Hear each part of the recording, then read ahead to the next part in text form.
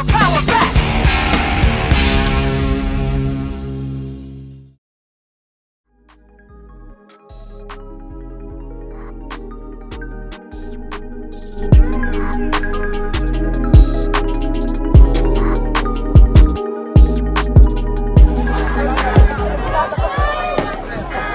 Cafe went up in flames in North Minneapolis.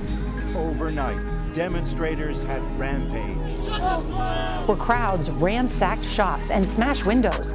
Late today, the state capitol was evacuated. nearly 3 miles away.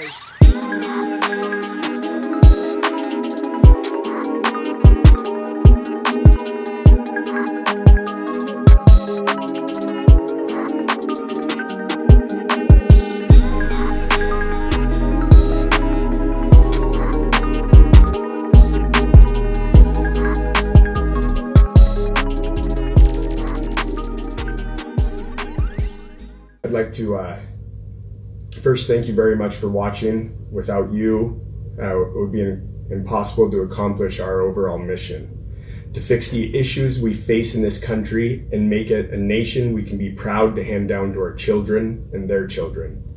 Your job is to spread the message, positive change on a grand scale, on a short timeline. That's what we're looking for. I'm here in Minnesota.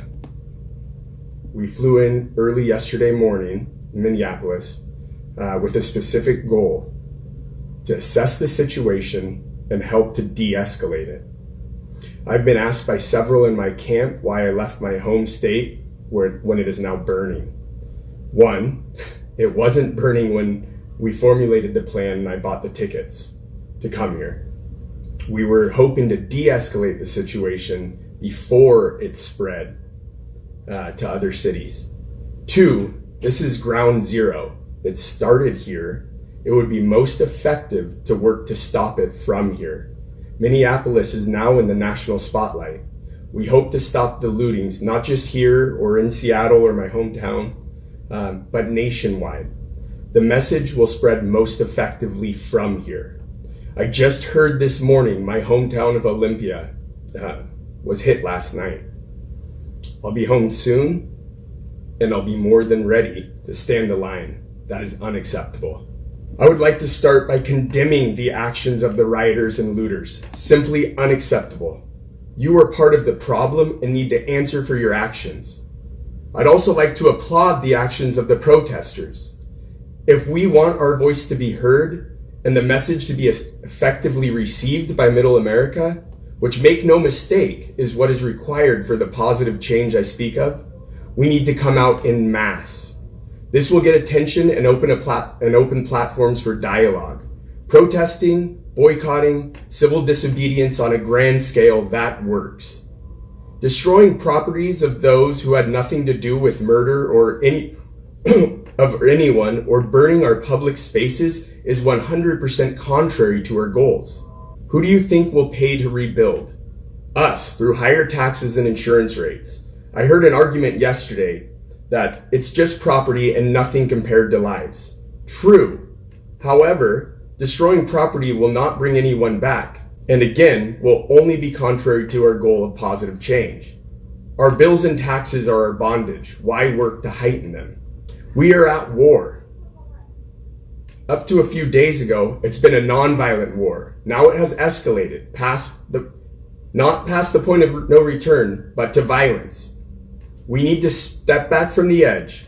This war we are fighting is for our freedoms and the freedoms of our future generations. There are factions of our own government very actively working to change our country from what it was designed to be, the land of opportunity. They've been winning, hiding behind our Constitution while slowly eroding it away from the backside. We intend to stop them. We are taking our country back. Now, to the specific issue at hand. I'm no conspiracy theorist, but the Floyd murder was not simply murder. It was a planned execution put on by the enemy to push us over this edge. I know this because it's now my job to know this. Not because I read some meme on the internet, but because of the investigating, critical thinking, and interviewing I have personally done. That being said, the men responsible for this execution need to answer for it. Death penalty for Chauvin. It's not just murder one, it's also high treason. Our Constitution gives us the right to a speedy trial. Get him in front of a judge, condemn him to death, and execute. It needs to happen, and it needs to happen now. It is unclear to me at this point if the other officers involved were on the take or simply victims of circumstance. That being said, there is no excuse for their complacency and need to be arrested and tried on charges of nothing less than accessory to murder. We all need to be held accountable for our actions, and their actions, or lack of action rather, cost a man his life. Anyone there that day, watching or recording, should be ashamed to look at themselves in the mirror. Any one of you could have stepped in. Cowards. Courageous men run towards the sound of gunfire, not away from it. I'm not trying to take away from the injustices the Black Lives Matter movement is bringing to light. We all at least partially understand what they're going through. Racism is experienced by all races by varying degrees. Black lives do matter, but so do white lives, brown lives, yellow lives, red lives, and blue lives. All lives matter. We are not all the same, and that's a good thing. We don't want to see no color. We don't want to celebrate our diversity. This melting pot of different cultures is part of what makes America so great. If we're all the same, how boring would it be?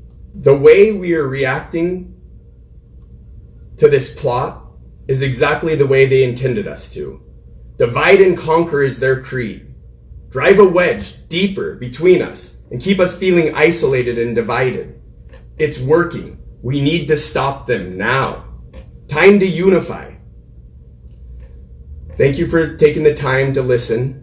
Your job is to spread the word, positive change. The idea needs to spread like they told us the virus would. I have work to do. God bless.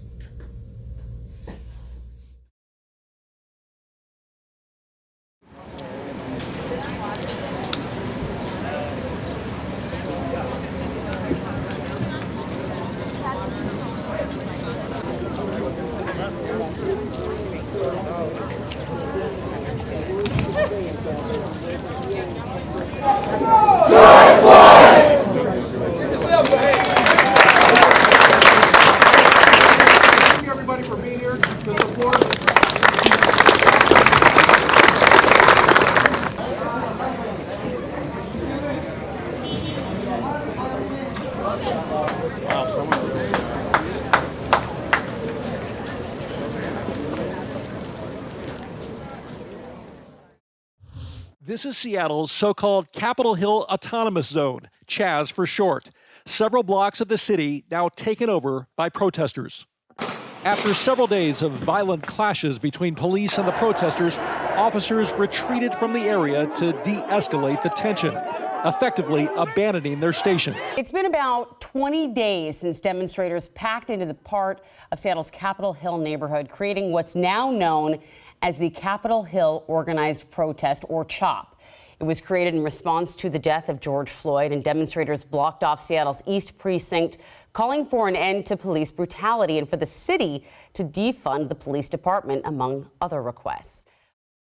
Here we are entering the Capitol Hill Free area. Cap Hill. We're going to go and see what it's really about here, try to find some leadership and talk to them.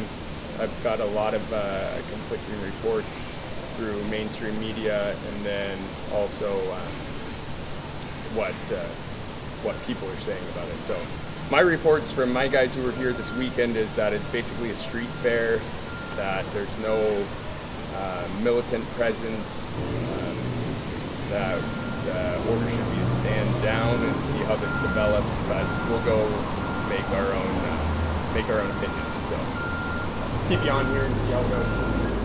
That's what I'm talking about. So this is Sarah Tornay. She's one of the organizers, and she'd be happy to talk to you. Oh, Sarah. Perfect. I'm organized as well. Talk to both of us. Yes. Group interview. So my name's Peter. I'm from Olympia, Washington. There's a lot of misinformation floating around on what this is all about up here, and there's a big call, I'm sure you guys have been aware, like, oh, we need to get up there and take back our ground, and we've had guys up here. Yeah, and so I think that because of kind of mainstream media is painting this as something that it may not be. We had guys here over the weekend, and they said it's like a street fair. We didn't see any like armed guards. There's free movement. It's not like this is no longer America thing. Absolutely not. We are still. Okay, perfect. That was like. Can you make sure that both of us are? We need civil disobedience on a grand scale to promote change. The Black Lives Matter movement is very important. Burning buildings and violence is contrary to the goal. My understanding of the goal is accountability, equality, and unity. That's what the Black Lives Matter movement is about. And maybe I'm off basis. Can you tell me a little bit more about that? Sure. So right now I'm wearing a shirt with an American flag on it, right? I'm super not anti-America. I'm anti-America denying that black people are still owed reparations for the fact that their ancestors were never paid for the slave labor that they provided for this country, right?